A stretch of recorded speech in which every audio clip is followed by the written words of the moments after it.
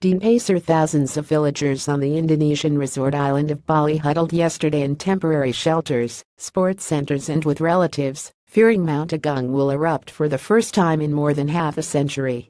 Authorities raised the volcano's alert status to the highest level on Friday following a tremendous increase in seismic activity.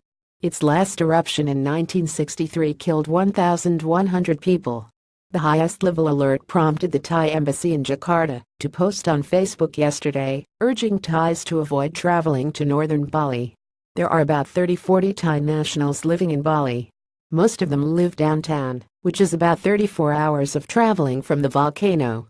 However, those who want to go to Bali are advised to closely follow the news and check their routes, said Foreign Ministry spokesperson Busady Santipataks. Villager Matsuda said he left overnight with 25 family members and as much food, clothes, cooking equipment and bedding they could carry to stay in the clunking sports center.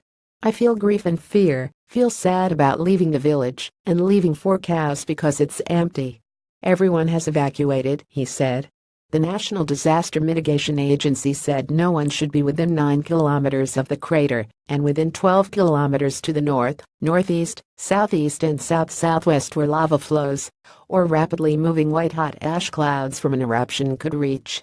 Waskita Sudadiwa, spokesman for the Disaster Mitigation Agency in Karangasem district around Mount Agung, said nearly 11,300 villagers have been officially evacuated.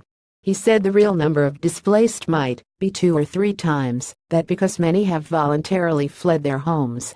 Officials have said there is no current danger to people in other parts of Bali, a popular tourist island famous for its surfing, beaches and elegant Hindu culture.